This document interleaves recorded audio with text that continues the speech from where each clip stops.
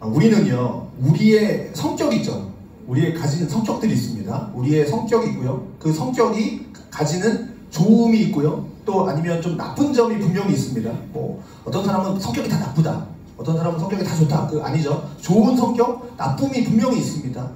자, 우리가 가진 그 좋고 그 나쁨에 따라서 우리는 그 기준으로 사람을 판단을 하고 또 나에게 주어진 상황을 또 판단을 하고 내가 처해 있는 상황에서 그거에 대한 옳음 아니면 그름 혹은 감사 아니면 불평을 내가 가진 성격에 의해서 그것들을 판단하게 되고 그것을 통해서 우리가 감사 혹은 불평을 내뱉습니다.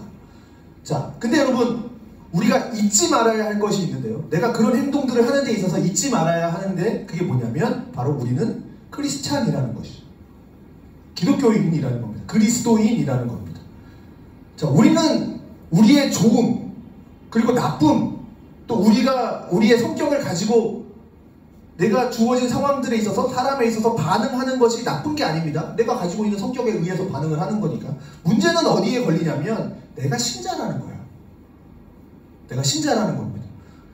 신자의 호는요, 좋고 나쁨은요, 하나님의 말씀에 근거합니다. 하나님의 말씀에 근거해서 내가 좋고냐 싫으냐. 신자의 성격은요, 하나님의 성품을 담아내야 합니다. 이해하셨나요? 신자의 성품, 그리스도인의 성품은요, 하나님의 성품을 내 삶 가운데서 내 성격으로 담아내야 됩니다. 안 되면요, 그걸 담아내기 위해서 애를 써야 합니다. 심지어는 그것을 담아내기 위해서 몸부림을 쳐야 하는 자리에 있는 사람들이 바로 크리스찬입니다. 그래서 나의 모습 속에서 예수 그리스도의 형상이 보여야 됩니다. 목자는 이렇게 얘기해요. 어느 사람한테 이제 어떤 사람과 이제 전화 통화를 했는데 5분 정도 전화 통화를 했는데 그 사람과 전화를 끊었더니 예수 그리스도가 생각이 나더라. 이상하다. 그 사람과 전화 통화를 했을 뿐인데 왜 갑자기 예수 그리스도가 보고 싶지? 이게 신자의 삶이어야 된다는 것이죠. 그냥 내가 쉽게 느껴지는 대로, 그냥 내 기분대로, 내키는 대로, 그냥 생각나는 대로 화를 내거나 반응하거나 혹은 뱉어서는 안 되는 이유가 뭐냐? 내가 신자라는 겁니다. 왜 사람마다 좋고 나쁨이 없고 자기 성격과 성향이 없겠습니까? 목사도 마찬가지죠. 그러나 신자는 그러면 안 된다는 거죠. 자, 오늘 맥추감사 주일로 드린다고 얘기했습니다. 자, 맥추감사 주일. 자, 1년 중에요. 우리가 땅에 이제 무엇을 심습니다. 땅에 무엇을 심었는데 그 심은 것에 첫 수확이 있겠죠. 첫 번째 그 해의 첫 수확이 있겠죠. 그게 보리입니다. 맥이죠. 보리입니다. 보리는요, 초에 심어서 그리고 6개월이 넘어가기 전에 수확을 한다고 합니다. 그게 1년 중에 첫 수확입니다. 수확을 하기 전에 우리가 이것을 절기로 지키면서 어떻게 해요? 하나님께 감사하고 또 추수를 하면서 그 추수한 그 첫 예물을 가지고 하나님께 드리는 것, 이게 맥추감사 주일입니다.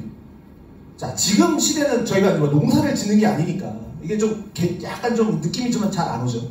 그래서 지금의 좀 이런 개념보다는 1년에 반을 살아내고 난 뒤에 반을 살아내고 난 뒤에 하나님이 이 반년 동안 허락하신 또 함께 하신 또 하나님이 지켜주신 또 하나님이 인도하시고 또 도와주신 것을 내가 기억하는 거예요.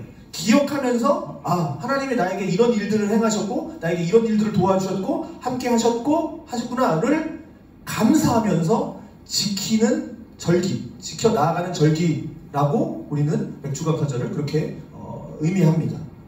자, 여러분, 보리를 걷어들이면서 그 시대 때 보리를 걷어들이면서 하나님 이것을 주셔서 감사합니다.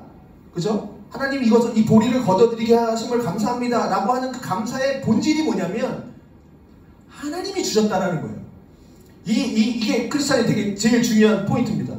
내가 보리를 걷어들여요. 근데 그 보리를 걷어들이면서 감사하는 본질이 뭐냐면 하나님이 허락하셔서 이것을 나에게 주셨구나 라는 개념입니다. 이것이 가장 중요한 오늘 본문의 개념이라는 것이죠. 요거를 기억하시면서 오늘 본문을 같이 좀 봤으면 좋겠습니다. 자, 3절에 보면 이단들이 뭐라고 얘기하냐면 사이비들이죠. 사이비들이 던지는 메시지가 뭐냐면 그 가운데 하나가 뭐였냐면 너희는 먹으면 안 되는 음식을 먹으면 안 돼. 그러니까 먹어서는 안 되는 음식들이 몇 가지가 있는데 그거 먹으면 안 돼. 라고 하는 주장이 있었어요. 이 사이비들, 이단들이 이제 그렇게 얘기를 하는 거죠. 그런데 오늘 성경은 얘기합니다. 뭐라고 얘기하냐? 하나님께서 지으신 모든 것은 다 선한 거야. 다르게 말하면 우리에게 주어진 것들 가운데 하나님이 주시지 아니한 것이 무엇이 있을까? 물론 이렇게 생각할 수 있겠죠. 내가 이때까지 살아오면서 내가 땀 흘렸어. 내가 수고했어. 내가 가끔씩 눈물도 흘리면서 혹 내가 이것을 위해서 가끔 짜증도 내고 뭐 그래도 내가 이렇게 짜증도 내면서 부렸지만 그래도 내가 거둬들인 거야. 내가 수고한 거야. 그래서 내가 얻어낸 결과물이야 라고 생각할 수 있겠지만 하나님은 그렇게 생각하시지 않는다라는 거예요. 이 모든 것이, 자, 제가 항상 얘기하는 그 창세기 1장이죠. 하나님의 세상을 이처럼 창조하시느라 이거 풀리면 다 풀린다 그랬죠. 성경에 모든 게 풀린다 그랬죠. 자, 이 개념, 모든 것이 하나님이 지으신 것이고 그 하나님이 지으신 것은 모든 것이 선한 것이고 그것이 하나님께서 내게 다 주신 것들이다. 정복하고 다스려라. 내게 다 주신 것들이다. 그리고 4절 후반절에 얘기하죠. 그러니까 감사함으로 받으면 하나님이 주신 것을 버릴 것이 하나도 없다 라는 개념입니다. 하나님이 우리에게 주셨다 라는 거죠. 그렇게 말은 하지만 그런데 우리 마음속에 이 하나님이 다 주신 것들이 우리 마음속에 다 든다고 할 수는 없죠. 다 좋다고 할 수는 없죠. 그게 사람이든지 혹은 환경이든지 아까 집사님이 말씀하셨던, 자, 내가 처해 있고 가지고 있는 문제들이든지 마음에 안 드는 것들도 분명히 있습니다. 내가 살아오면서 버렸으면 좋겠고 안 만났으면 좋겠고 끊어버렸으면 좋겠고 잊어버렸으면 좋겠고 라는 것들이 얼마나 많이 있습니까? 우리 살면서 우리가 맞닥뜨린 환경들과 사람들이. 그런데 오늘 성경은 이야기하는 거죠. 하나님께서 지으신 모든 것이 선하다. 그러니까 감사함으로 받으면 버릴 것이 없다. 그것을 우리에게 말씀을 하시는 거죠. 자, 다시 말씀드립니다, 여러분. 우리는 누굽니까? 그리스도인, 신자입니다. 신자의 삶의 근본은 하나님께 있습니다. 그래서 오늘 본문의 말씀을 빌어서 말씀드리면 신자에게 있어서요, 돈도 있고 건강도 있고 삶의 문제도 없고 내 자식도 잘 되고 내가 살아가면서 모든 것이 다 잘 되어진다 할지라도 하나님에 대한 인식, 내 모든 잘 되는 것들, 형통한 것들, 하나님이 이것들을 내게 주셨구나. 이 주신 것들에 대한 감사의 마음이 내 속에 없으면요, 나는 과연 행복할까라는 거죠. 그래서 신자의 행복의 시작은 뭡니까? 감사로부터 시작되는 겁니다. 하나님이 나에게 주셨구나. 이 감사로부터 신자의 행복은 시작된다는 사실이죠. 자, 시편 107편 22절은 이렇게 고백합니다. 감사제를 드리며 노래하여 그가 행하신 일을 선포할지로다. 자, 감사제, 제사를 드리는 거예요. 예배를 드리는 거예요. 감사의 예배를 드리고 찬송하는 거죠. 찬송하는 이유가 뭡니까? 그가 행하신 일을 찬송하는 겁니다. 그것도 또 선포하는 겁니다. 하나님이 내게 행하신 일을 감사하고 노래하고 선포하는 겁니다. 하나님이 내게 이 일을 행하셨고요, 하나님이 내게 이것을 주셨고요, 하나님의 뜻이 이렇게 내게 지금 이루어져 가고 있고요, 내 삶에 간섭하셨던 그 하나님의 손길에 대한 일들을 선포한다 라는 게 지금 시편 기자의 고백이라는 겁니다. 다르게 말하면 이겁니다. 하나님, 내 삶에 하나님의 간섭이 있어서 참 감사합니다. 그 간섭이 어떨 때는 나를 평화롭게 했고 또 나를 안심하게 하지만 또 어떨 때는 그 하나님의 간섭이 때로는 좀 짜증이 나고 화가 나기도 하지만 하나님, 이 모든 것이 선이 되어 내게 주실 것이기 때문에 하나님, 나는 하나님의 간섭이 있어서 참 감사합니다 라는 고백인 거죠. 감사제로 하나님께 나아가고 선포할지로다. 자, 누가복음에 보면요. 누가복음 12장에 보면요. 이제 어느 한 부자의 이야기가 나옵니다. 어느 한 부자가 있었어요. 근데 그 부자의 앞에 이름에 붙는 수식어가 있는데 뭐냐면 어리석은이라는 단어가 붙습니다. 그러니까 어리석은 부자에 대한 이야기가 누가복음 12장에 나오는 얘기인데요. 이런 얘기입니다. 자, 그 사람의 행위를 보면, 자, 어느 날 이제 이 부자가 굉장히 이제 많은 소출을 얻었어요. 그러니까 굉장히 이제 많은 겁니다. 굉장히 많은 거예요. 자, 추수가 이제 굉장히 많이 되었는데, 이제 이 부자가 이렇게 얘기를 하는 거죠. 아, 내가 추수가 많이 됐으니까 창고를 더 짓고, 먹고, 마시고, 즐기자! 라고 얘기해요. 자, 이것이 이 부자의 인생인 거예요. 많이 벌었으니까 그냥 먹고 마시고 즐기자! 이거예요. 창고를 더 많이 짓자! 자, 이 말 가운데 하나님의 간섭하심이 전혀 보이지 않습니다. 하나님께 감사함도 보이지 않죠. 그냥 많이 얻었으니까 창고 많이 짓고 먹고 마시고 즐기자, 누리자, 뭐 이런 거겠죠. 하나님이 내게 주셨다라는 고백이 없어요. 자, 그래서 그는 고백을 하는 겁니다. 창고를 더 많이 져서 지금의 부를 더 많이 불릴 거야. 난 더 불릴 거야. 지금 내가 백만장자라고 한다면 난 앞으로 이 창고를 더 불려서 억만장자가 될 거고, 그 다음에는 조단위의 부자가 되겠다 라고 꿈꾸는 이야기인 거죠. 그래서 창고를 더 많이 짓자 라고 얘기하는 거예요. 그런데 성경은 이 사람을 뭐라고 얘기해요? 어리석은 부자라고 얘기합니다. 자, 거둔 것에 대한 나눔도 없고요, 가장 더 중요한 하나님에 대한 인지가 없습니다. 그래서 그가 남은 자신의 삶에 대해서 하겠다는 게 고작 뭐예요? 먹고 마시고 즐기자. 여러분 사업하시고 뭐 직장 다니시고 왜 다니십니까? 다 벌어서 나는 먹고 마시고 즐길 거야. 그래서 돈 것입니까? 크리스찬은 달라야 된다는 얘기예요. 자, 그런데 놀랍게도 하나님의 음성이 이제 이 부자에게 들립니다. 어리석은 자여, 오늘 밤에 내가 네 영혼을 취하면 네가 그 모아놨던 그 부가 다 네 께가 되겠니? 라고 하나님의 들리는 음성이 들립니다. 그의 삶에 그의 삶이 하나님께 붙들려 있음을, 이 모든 것이 하나님으로부터 말미암았음을 인정하지 못하고 있는, 아니 깨달음조차 없는 삶이었던 것이죠. 자, 우리는 그리스도인입니다. 신자가 감당할 수 있는 가장 기본적인 근거가 뭐냐면 하나님이 내게 이 일을 행하셨습니다 라는 겁니다. 이게 신자의 감사의 근본입니다. 그래서 우리가 얘기하는 거죠. 내가 숨을 쉴 수 있는 것도 하나님의 은혜고, 내가 밥을 먹을 수 있는 것, 내가 사람을 만날 수 있는 것, 말할 수 있는 것, 오늘도 내가 눈을 뜰 수 있는 것, 이 모든 것이 감사, 모든 것이 하나님으로부터 말미암음입니다 라고 고백할 수 있는 삶, 그런 고백, 이게 감사의 근본이라는 거죠.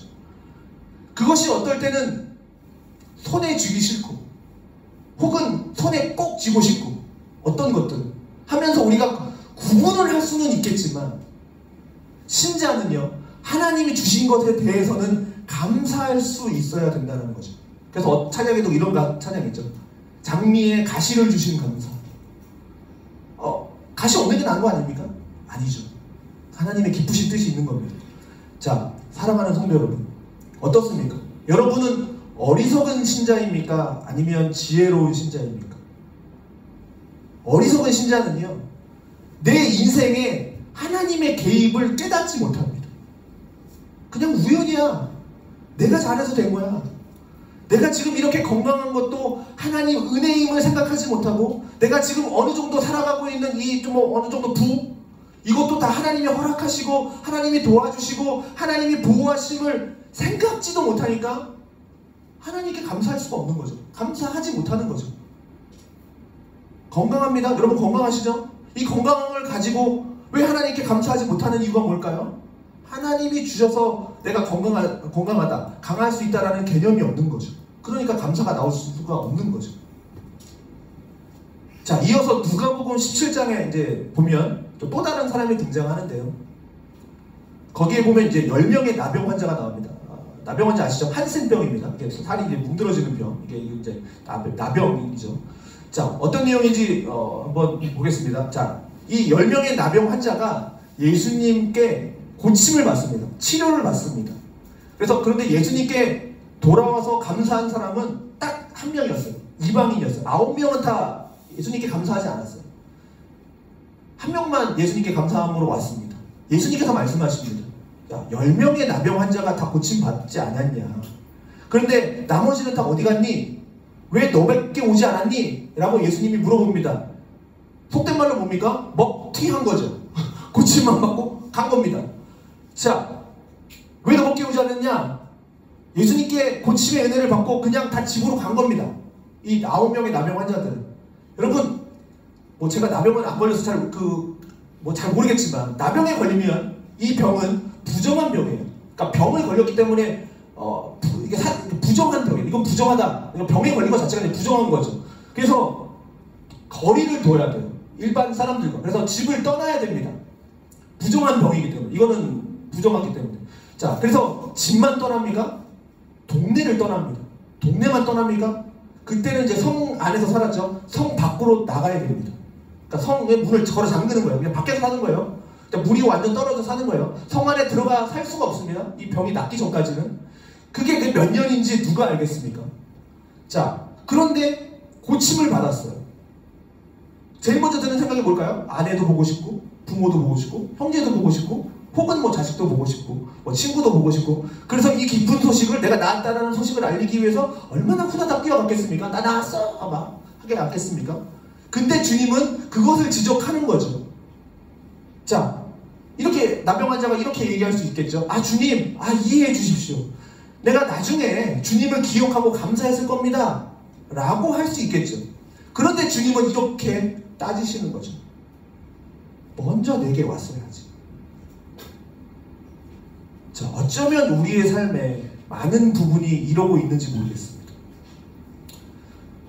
내게 행해진 모든 일들, 많은 일들, 그것을 기억하고 하나님이 하셨음을 기억하고 인지하는 것이 우리의 삶의 맨 나중이 되고 있지는 않은가. 내가 모든 것들을 다 하고 난 뒤에 감사하고 있지는 않은가. 어쩌면 우리의 삶에 가장 먼저 하나님을 좀 기억해내고 하나님 고맙습니다 라고 한 뒤에 삶을 살아가고 누리고 즐기는 일들이 일어나기보다는 나에게 먼저 주어진 일들을 누리고 즐기다 보니까 하나님께 감사했나? 안 했네?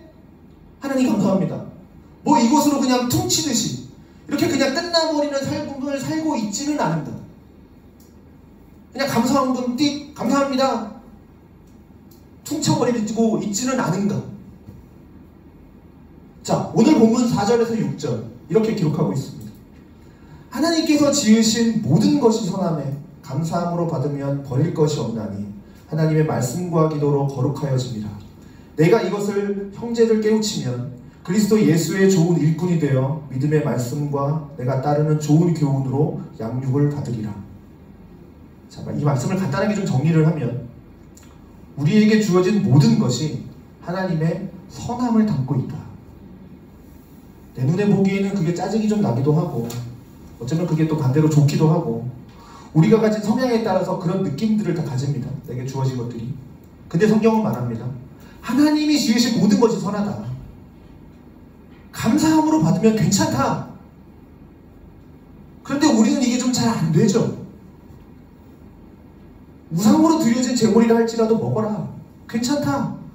하나님이 지은 거다. 감사함으로 받기나 해라. 그러면 된다.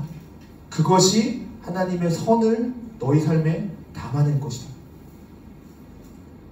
자, 결국 우리가 이 하나님이 주신 것들을 감사함으로 받지 못하기 때문에 불편한 것들, 나에게 있어서 불편한 것들이 여전히 불편한 것이고 감사함으로 받지 못하기 때문에 나를 아프게 하는 것들이 여전히 나를 아프게 하고 있는 그 삶에서 벗어나지 못하고 있다는 것이죠. 하나님 말씀과 기도 가운데 머물러서 감사하는 삶을 살다 보면 이것이 하나님의 거룩함으로 우리 가운데 채워지는 그 선함의 체험이 있을 것이다. 자, 6절은 뭐라 그럽니까? 이것이 하나님의 은혜의 통로가 될 것이고 하나님께 쓰임받는 개체가 되고 하나님께 쓰임받는 사람이 될 것이다. 결국 우리가 가진 문제는 우리가 지금 어떤 문제를 가지고 있고 어떤 처지에 있느냐, 그게 문제가 아니라는 거죠. 어떤 상황에 있느냐가 문제가 아니라 하나님이 나에 대해서 간섭하심에 대한 그 하나님의 섭리와 그 의미의 선함을 우리가 생각하지 못하고 있다는 거죠.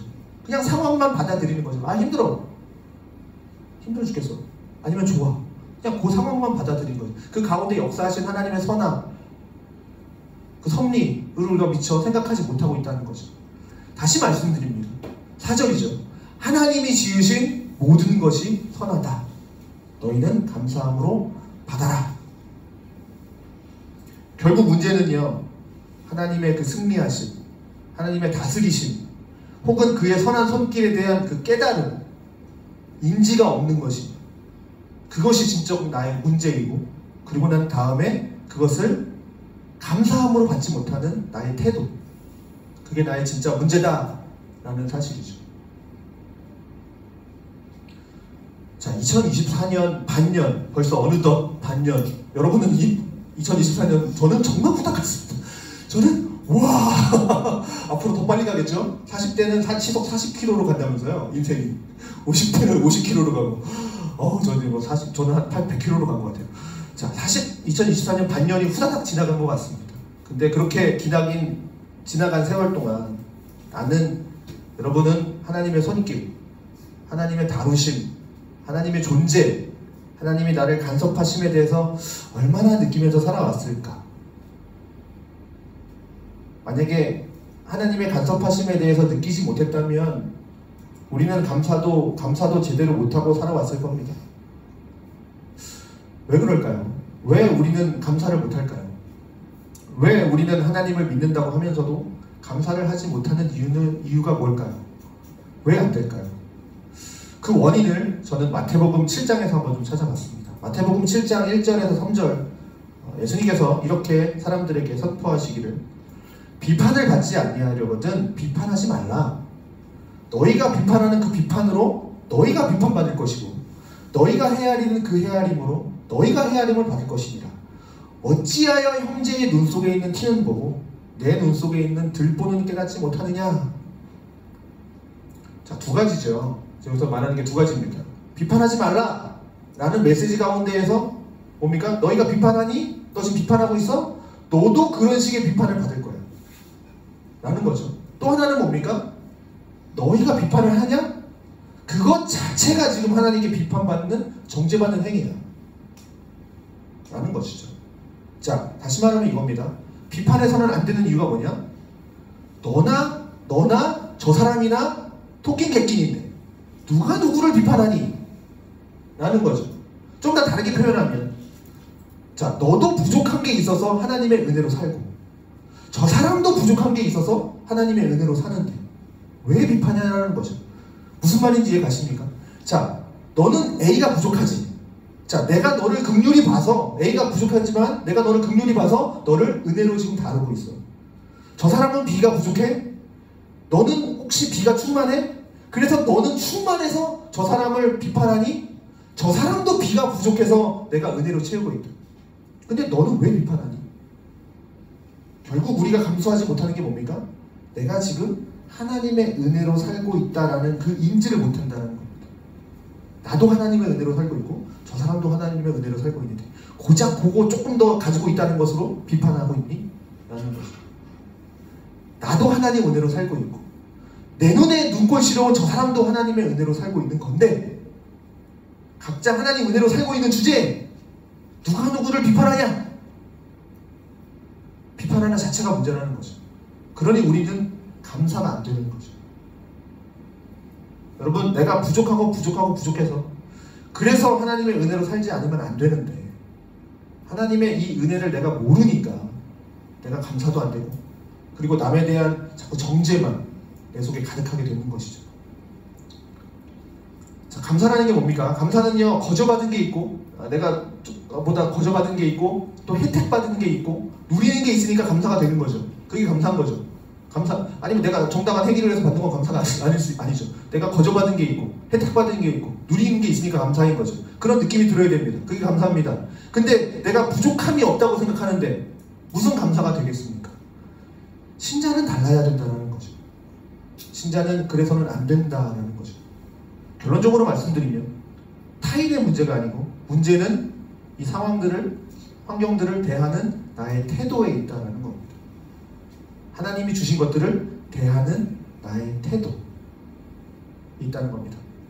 또 뭡니까? 남편을 대하는 나의 태도, 아내를 대하는 나의 태도, 자식을 대하는 태도, 이게 문제가 있다는 거죠. 내 가정에 대한 태도, 내 교회를 대하는 태도, 내 성도를 대하는 나의 태도, 그것이 과연 하나님 보시기에 그것이 복음적일까? 너는 너의 태도, 너의 분냄이 하나님 판단하시기에 옳다라고 하나님이 말씀해 주실까? 자, 우리는 신자라는 이야기를 계속합니다. 왜요? 그게 진실이니까요. 우리는 신자이기 때문에 내 속에 내 성격과 내 성질이 동원될 때 신자임을, 내가 그리스도인이라는 것을 기억해내서 내가 성질을 내기 전에 멈춰서 한 번쯤 하나님의 마음을 읽어낼 필요가 있습니다. 하나님이라면 과연 어떻게 하셨을까? 이 상황 가운데 어떻게 하셨을까? 자, 맥스 루케이도라는 목사님의 그 유명한 책이 있죠. 예수님처럼이라는 책이 있습니다. 거기에 이렇게 나오죠. 제일 첫머리에 예수님께서 너의 마음을 24시간 쓰신다면 과연 너에게 무엇을 제일 먼저 바꿀까? 너의 어떤 것을 제일 먼저 바꾸려고 하실까? 하나님이라면 과연 여러분의 삶을 어떤 거를 제일 먼저 건드리실까요? 내가 이 상황에 대한, 환경에 대한, 사람에 대한 결론을 내리기 전에, 내 입의 말을 내뱉기 전에 하나님께 감사할 것인가? 하나님께 원망할 것인가? 내 가족들을 향해서 내가 감사할 것인가? 불평과 짜증과 원망을 낼 것인가? 우리는 선택을 해야 됩니다. 그 선택의 기준이 뭡니까? 나의 성향, 내 감정이 아니라 하나님의 성품과 하나님의 말씀이어야 한다는 것이죠.